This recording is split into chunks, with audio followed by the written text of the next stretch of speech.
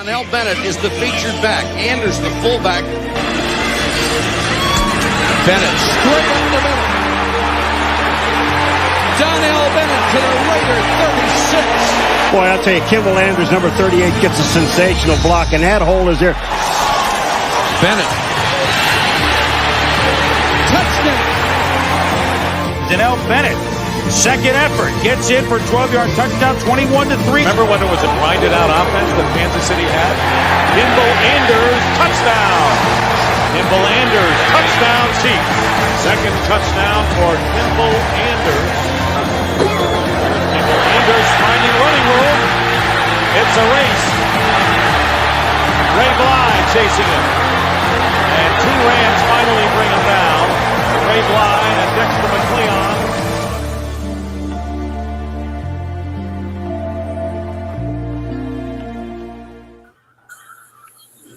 It is the fourth offense, powered by Starcade Media.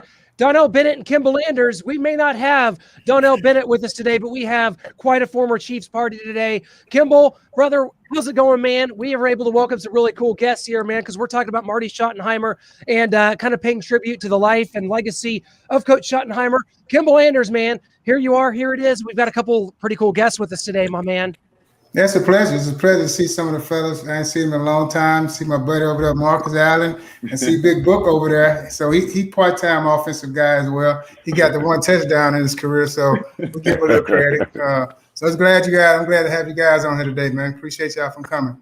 Kimble, it's an honor, man, but I was just kind of disturbed that footage. I know. So I never thought you got caught, my man. I know you hey, Cuddy, a little bit there. I look back, instead of looking at the prompt, and I tripped, man. We got to find another footage. That's what I was saying. I've been saying that for about 2 weeks now. We got to find something else. There's something else out there, Cuddy. that was late in his career. That was like 10 years into the career, to be fair, Kimble. Well, yeah, but still don't look good. No, I'm only joking, though. You know, I love playing with you, man. You know that, man. So awesome. I have great admiration for you. It's great to be on with you, too. Thank you. Thank you for coming on. Yeah, I want to reiterate that. I just want to say it's a pleasure being here, man. And it's been a pleasure playing with both of you guys, you know, when I was in Kansas City. It was a great time being there. Thanks, Vaughn. We appreciated your skill, too, and the effort that you brought every single week. We knew we could count on you, that's for sure. I appreciate that, man. That means a lot to me. Absolutely. We're kind of here. This is a special edition, a special show here for us on 4-Minute Offense with Kimble Anders and Donnell Bennett. Sadly, Donnell couldn't join us today. He'll be on future shows, but we're here because tomorrow, Thursday, September 23rd, Marty Schottenheimer would have turned 78 years old, but sadly, we lost him on February 8th of this year. 21 years ago, we lost Derek Thomas on the exact same day. Clint and I were lucky enough to make a film. We got several of Marty's former players together, kind of share their well wishes and memories and what he meant to them. And we got to present that to him. We reached out to his wife, Pat, and we were able to go down to North Carolina and present the film to him at his home. And we wanted to share a little bit of that, the trailer with you, as well as kind of Marty's reaction after he saw the film. So let me share that with you real quick, and then we'll come right back.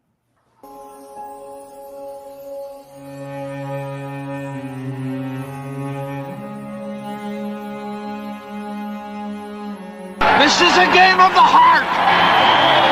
A game of being a man. Let's go. You certainly have impacted my life. I mean, I got all the memories right behind me, and I reflect on them every day.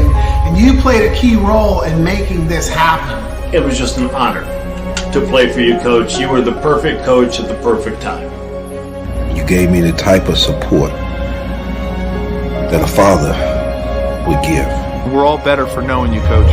We're all better for the lessons that you taught us.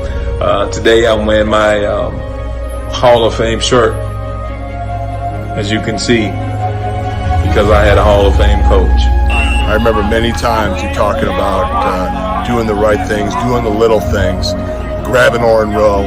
Because of you, you brought the best out of me, and I was able to have the career I did have. The year I spent in Kansas City with you as the head coach was certainly one of the best years of my life. Coach Marty, Bernie Kosar here. Words can't describe the influence and effect that you've had on me, not only just in football, but as a person, as a man. You have motivated and inspired us to dig a little deeper, and do more, give more, and be more.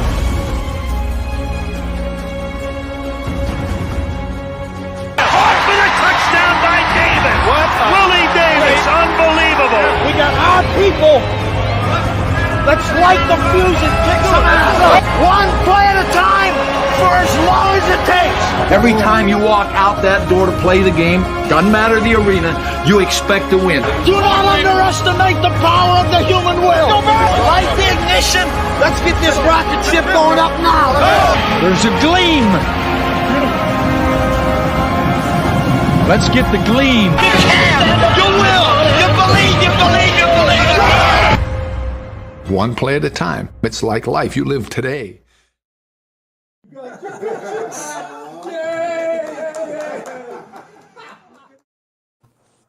So that right there was a little bit of the film that we were able to present to Marty. And man, it just meant so much to him. And for us to be able to tell him thank you, because he laid the foundation. He brought winning football back to Kansas City when it had gone dormant there after the Hank Stram era.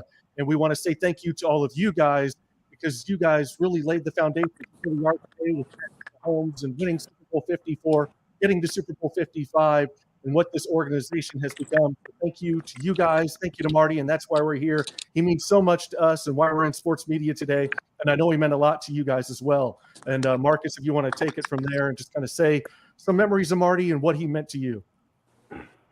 Well, I love playing for Marty. I remember during my process of searching out teams to play for after I left the Raiders and stuff, Marty called me every single day. And then, he would, one day he'd call me and told me how much he wanted me. The next day he told me he had Joe Montana. Then the next time he called me, he said, guess what? We're going from artificial turf to grass. I mean, he just had one nugget after another and stuff. But, playing for Marty was, it was a true honor. I mean, we can all talk about the person and how great he was, and as an inspirational coach and a guy who really was passionate about what he did, and who I felt obviously was one of the great coaches that have ever coached a game. And unfortunately, just during the playoffs, it never really happened for him. When it wasn't his fault, obviously there was missed field goals and things of that nature that prevented them from going, him from going forward and playing in a game that he, I think, deserved to play in. But just, a guy who left no stone unturned. I mean, he did everything a coach could do to prepare his team and stuff. And I think the other part, and I think Vaughn and Kimble can attest to this, and Steve, that he allowed the players really to sort of, as much as he was the coach, he let the players run the team. He understood the value of leadership, and he depended on certain guys to, as much as he motivated it, he really sort of let the guys who were leaders on the team really sort of push the the envelope, if you will, as far as discipline and things of that nature. I remember Marty gave me a lot of authority. I remember one time practice wasn't going well the way I thought it was going. I said, we need to start this period over. And Marty said, start it over. And so I think he understood. Yeah, I think we were doing 9 on 7 or something like that, and it wasn't going very well. And I was going like, dude, we're gonna get our butts kicked, man. So when I said start over, Marty just said, hey, start it over. And so he gave us a lot of leeway and involved us in a lot of the decision making and stuff like that. And I just think he was a great coach. And I loved him as a person and a coach. And I was very, very sad to hear that Marty passed, and it caught me off guard, and obviously I wasn't available to be in that film, but I would have taken the opportunity to say some wonderful words to Marty while he was alive, but unfortunately that didn't happen. Yeah, Vaughn, just kind of from a defensive perspective, Marcus and Kimble are part of this great backfield, and there's guys that kind of come in and out during that time, but Marty, he was a guy that liked to have his hand in it and everything. And he was a perfectionist, if you will, but he was a defensive player. He was a linebacker. He played, for the Buffalo Bills, and he was a hard-nosed player. Just from a defensive perspective, on what was it like playing for Marty kind of during that time, and kind of the battles you had with some of these offensive guys and some of these tough practices. Well, for me, it was just a pleasure to be a player under Coach Marty Schottenheimer. When I first got there from Canada, remember my first conversation with him. He just said, all I need for you is just do what you always been doing and give me all that you have. And I promised him that I would do that. And Marty was the kind of guy that you could go to and talk to, whether it's about football or about life. And that's one of the things I really loved about Marty. He was a guy, he was a personable person. You know, he believed in family, and he made me feel like I was part of a family. And that was something that I really took heed to. You know, I loved playing for the Chiefs. I loved Arrowhead. I loved Kansas City. And it was really the first time I felt like I had a real big family other than my own personal family. And it was just great to play for him. You know, he was always available regardless of whatever you wanted to talk about. We've added Tony Richardson here, guys. Tony, you're with Marcus Allen, Vaughn Booker, Kimble Anders. How you doing, man? Oh, there you go. Hey, how you guys doing? How's it going, T-Rich? Hey, so I had to dig a guy up.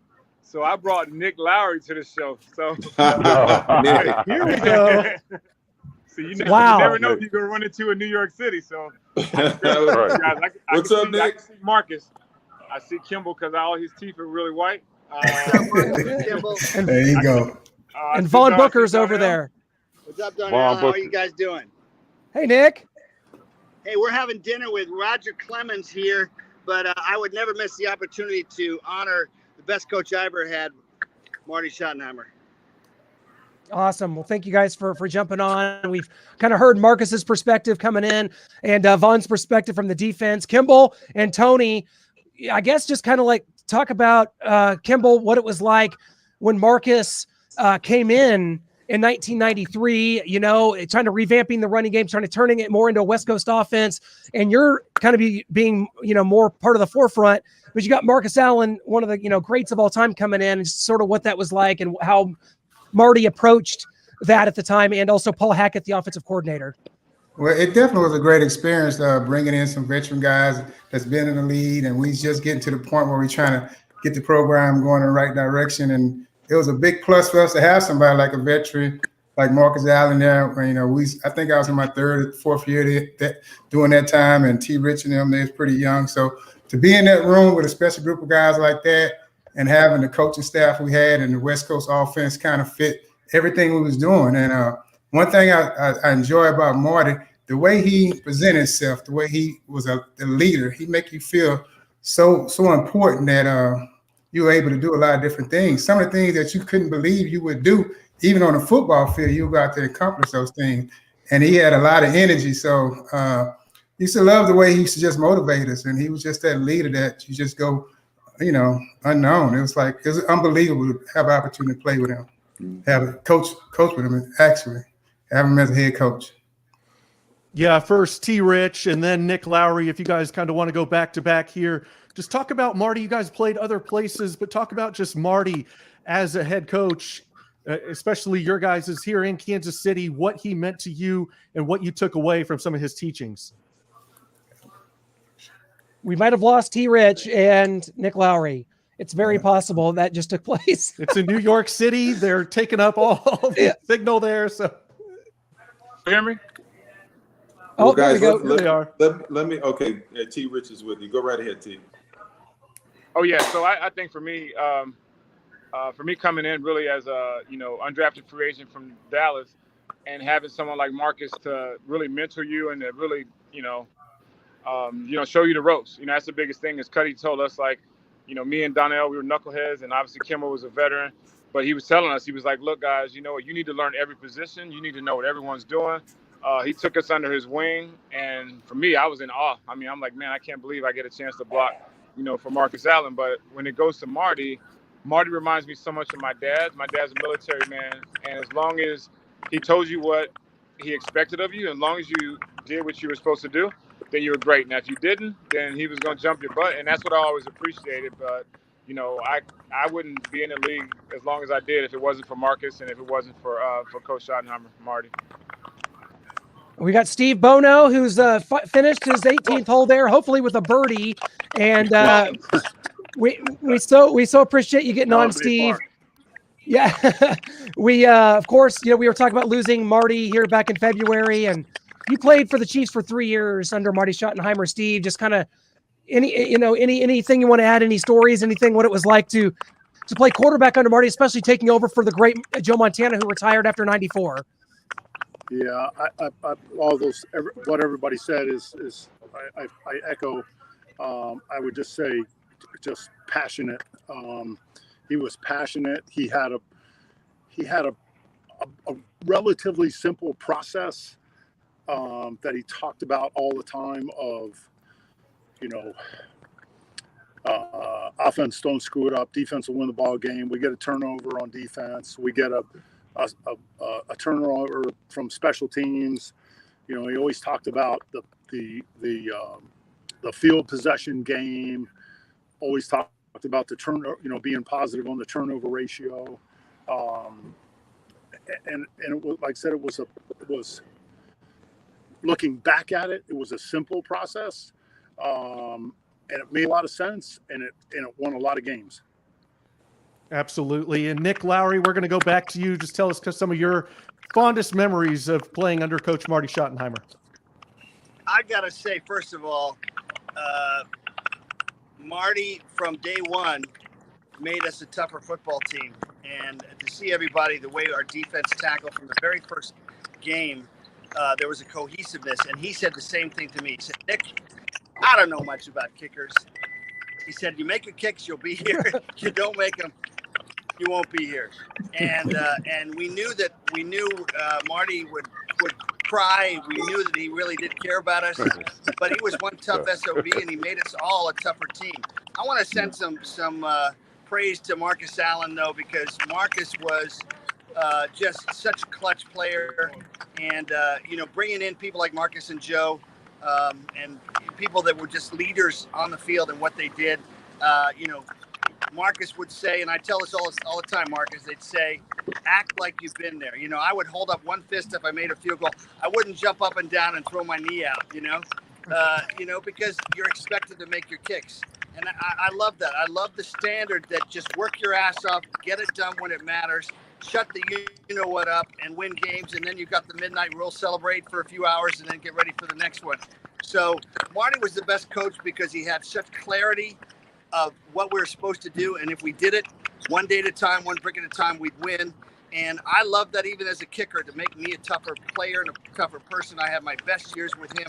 And I will say, he would do little things. I'm sure everybody on here, Darnell and Kimble and Marcus would say, and Tony and Steve, they're little things that Marty did that made you realize he cared about you. In 92, I was 22 for 24, but I figured I wasn't going to make the Pro Bowl because I didn't have enough points. And Brian Barker and I are out there before practice kicking, and Marty's coming out early, and I'm like, both Brian and I are going, what did we do wrong? Marty walks across this gray field late in the season, walks up to me, and in his poker face expression says, congratulations, kid, you made the Pro Bowl. Just little things like that, little gestures like that, in between demanding that you worked your ass off and did it when it mattered for the team. And that's what I got to say is I never would have known what it was like to be part of a great team with a great coach, with people like Marcus Allen and Kimble Anders and Joe Montana and Tony Richardson. I would never know what that was like with a full stadium after 9 years in Kansas City with a kind of up and down team. So I owe that to Marty. The greatest honor of my life is that my name's next to him on the Chiefs Wall of Fame. And I would never have known that. So God bless Marty Schottenheimer and what we all shared together. And thanks for letting me say that. Absolutely. I'd like to add something too, real quickly, guys. And I think you guys remember this. Marty always said he didn't want the best athletes; he wanted the best people. Yep. And that's reflected on who's on this podcast today, guys. You're all great people. You guys worked hard. You guys were on time. You guys stayed extra late if you had to. You guys came in earlier than you had to. And that's the kind of people that Marty wanted on his team and stuff, man. And that's the kind of people that are on this podcast, man. So I admire all you guys, and I appreciate you guys coming on, talking about our coach, man, because he was a special dude.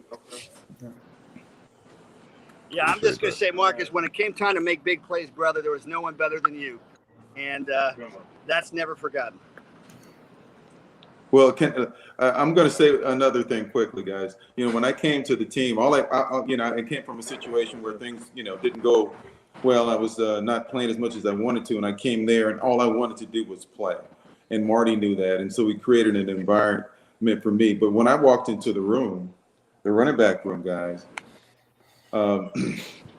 Kimble had the talent to do just about anything he wanted to, frankly. And so did Tony, and this is why it was so important to learn all the positions, because he could play fullback, he could play tailback, he could play wing if he wanted to. I mean, these guys were so versatile, and so everybody talks about me, but I was surrounded by some great guys on the offensive line and in the backfield, and obviously we know about the quarterback guys, but Marty created all that. He provided an opportunity for us to put a lot of points on the board and be as physical as any team in the league, and be as dominant as any team in the league. And yeah, I do remember the years when Kansas City wasn't playing well, but when I got there in '93, boy, was it a joy to play in Kansas City and to play alongside you guys too. So this is it's fun for me to come on and articulate this. So thank you guys. Let me just say one last thing, and I'm sorry to talk so much, but Marty attracted great coaches because he made them feel appreciated. Mike McCarthy, Tony Dungy, Bill Cowher, and Bruce Arians, all Super Bowl coaches.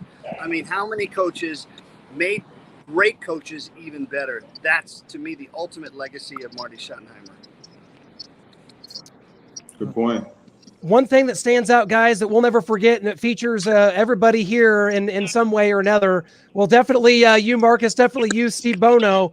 Steve, when it comes down to it, who called the 76-yard bootleg touchdown? Because it doesn't work if the entire Arizona defense doesn't think that Marcus Allen's getting that ball on 3rd and 1. That's the only way that play works. Who called that?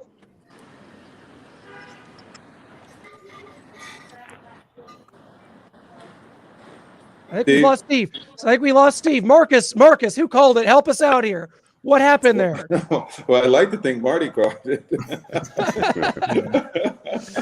I like to think it was the perfect call. They were an aggressive team and clearly thought that, in 4th and 1, I mean, 99.9% of the time I do get the ball. And it was just a great call. And it was, and then is Steve there? And then there he is. We carried out the fake and we laughed. We carried out the fake, one of the longest runs in the history of the NFL from a quarterback. But we said that it took like 2 television timeouts for him to get into the end zone. But it was great though. I mean, the entire stadium was full. It was one of the best calls of all time. I like to just say that. Looking at the screen, everybody on here has a touchdown. I just want to make sure I said that. That includes Vaughn Booker, who does have one. Thank you very much. Thank you very much. Hey, Steve, tell us about that 76-yard touchdown run. We keep losing Steve, man. He's driving. We want to get to the bottom of it, and we may never. I thought it was going to be me because I was on the New York streets, but Steve got all that quarterback money, so he should have some great Wi-Fi. I don't know what's going on. Joe Valeria was looking for someone to block, and there was no one there to block. Yeah. Well, it's funny. I actually caught my first ever touchdown pass from Steve Bono. I made it look very difficult. Like who dives on fire pass right? Nobody but T. Jimmy Ray almost tore both his knees up. He's like, "Why you diving?" Hey, were you a little nervous on that play, Tony? Yeah, you think? Because I knew I'd have hear from Kimble, I'd have heard from Donnell if I'd have dropped it. So I dove for it. They're like, "Man, who diving for fire pass right? You got to go in the flat and just catch the ball." hey, Kimble was so smooth. I remember. I think it was was it a screenplay against the was it the Jaguars or was that against took it to the house? That's the Jaguars. That's the video we need to find. The Jag. It was against the Jaguars. Yeah, you need. I'll work on it.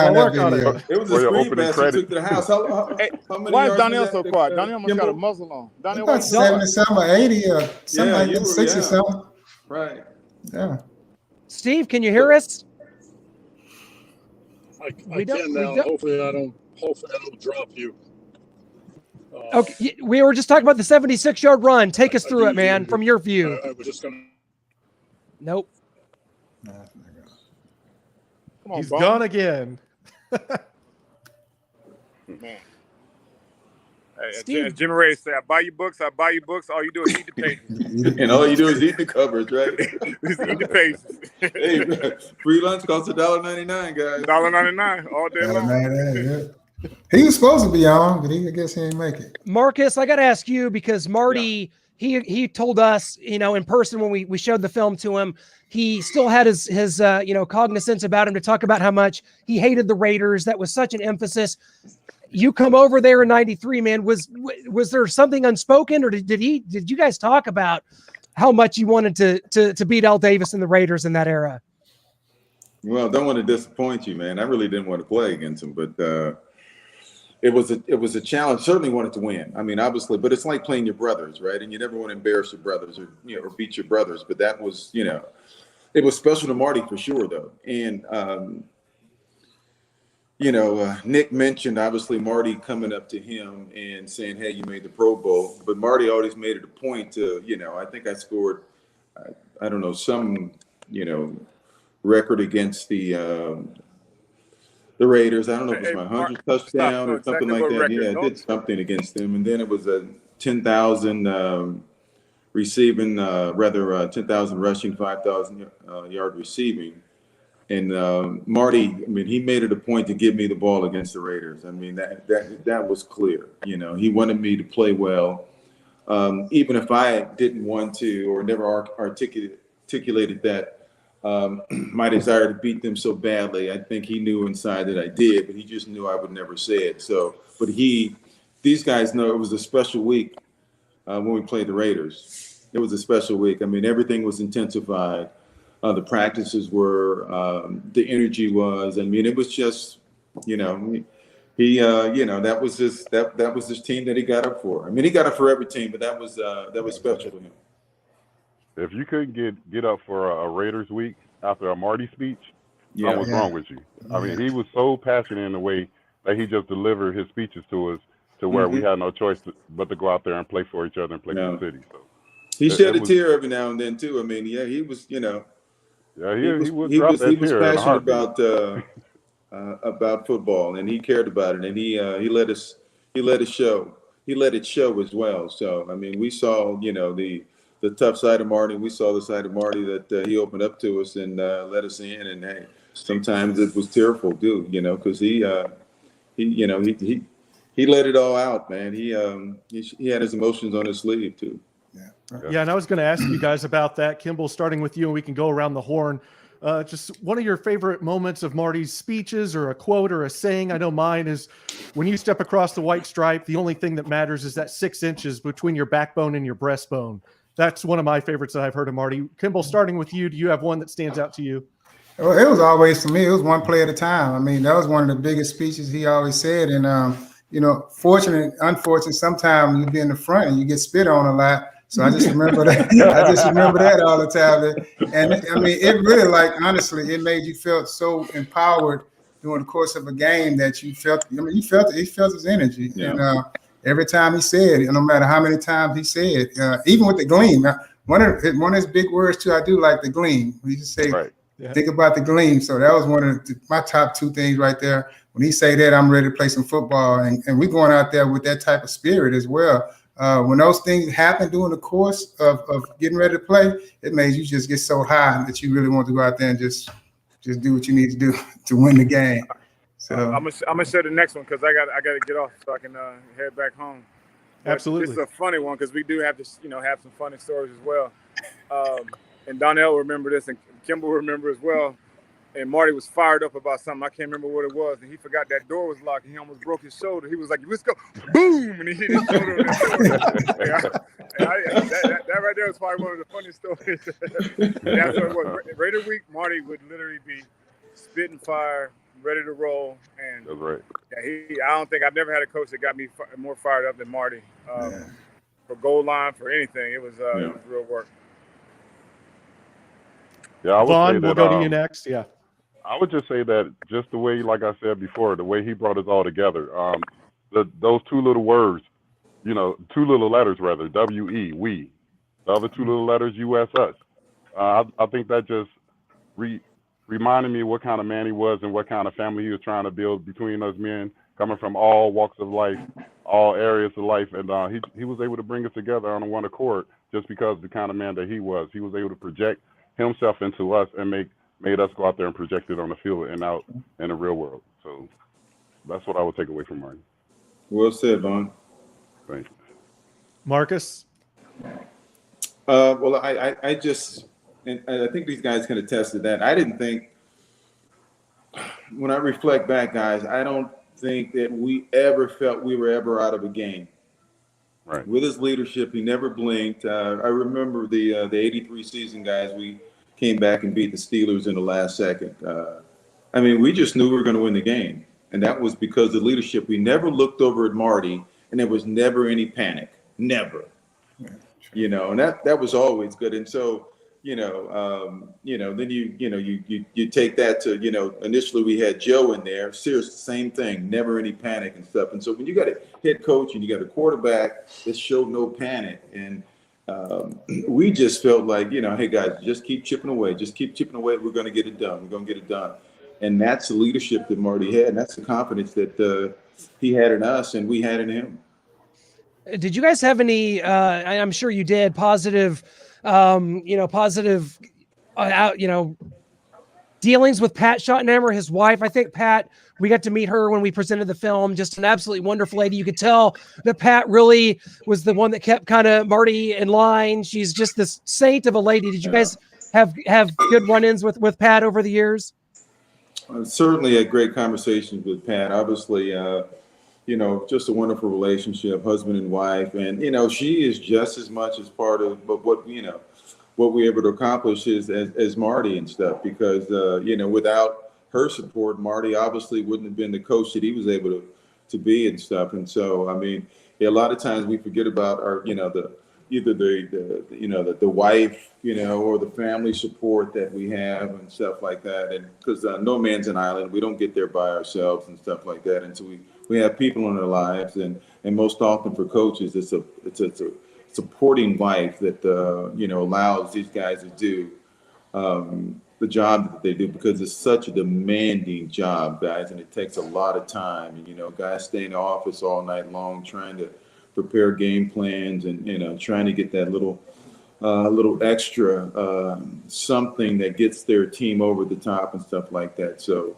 yeah, hats off to Pat. She was awesome. Just a wonderful lady. Yeah, definitely. I can remember just my wife just telling me how they took care of all the wives when we had away games. She was just an extension of Marty, whether he was in town or not. They both together were a beautiful couple.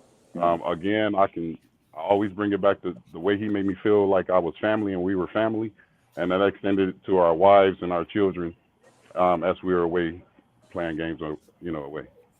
Well, that was really that was the entire Chief organization, though. That was a special place. I've enjoyed my 5 years there, guys.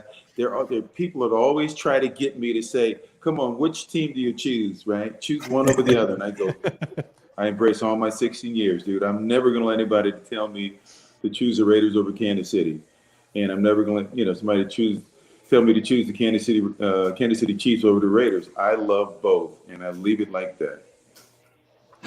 Wow, if somebody was to ask me, I say the Chiefs first and foremost. I mean, they were my first team. They were the team that I played for the longest.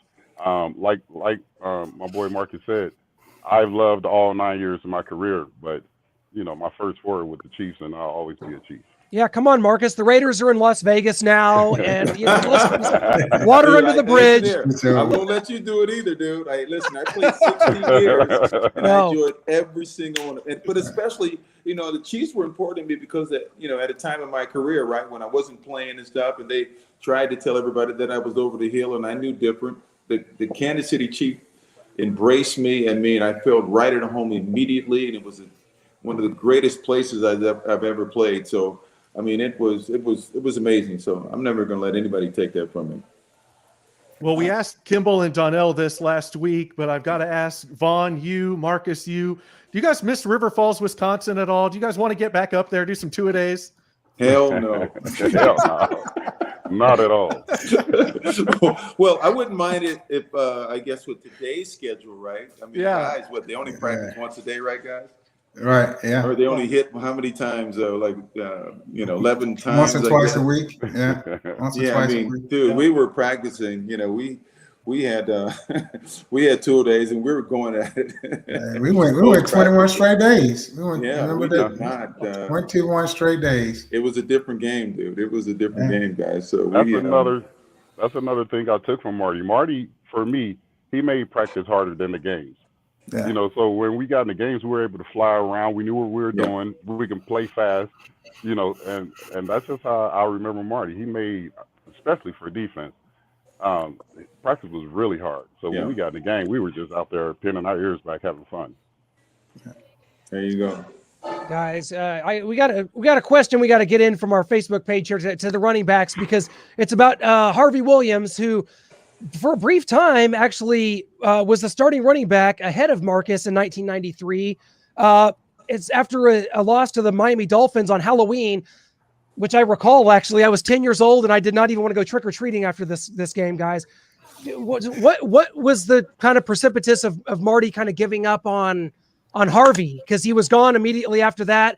And then Donnell Bennett, who's sadly not here with us today, was drafted, as was Greg Hill. So something obviously didn't go right there with Harvey. That coach's decision. I mean, we don't,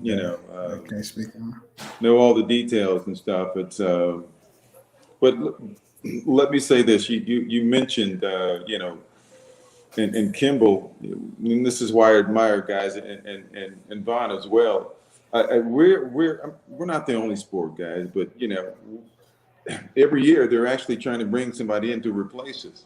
Yeah, definitely. Right. And it's up to us, though, if we're good teammates, man, to coach that player up as much as possible, because Kimble never wanted to be the guy that did not teach Tony everything he needed, to know, in case he had to play. And I know if we didn't give him that information, and for, God forbid, some reason, we needed Tony and he wasn't able to play effectively as he's capable of playing, we didn't have those kind of guys. We had guys, I mean, every year, whether it was Greg Hill, whether it was Harvey or somebody else at the tailback position, dude, I try to give them all the information I possibly can for them to start.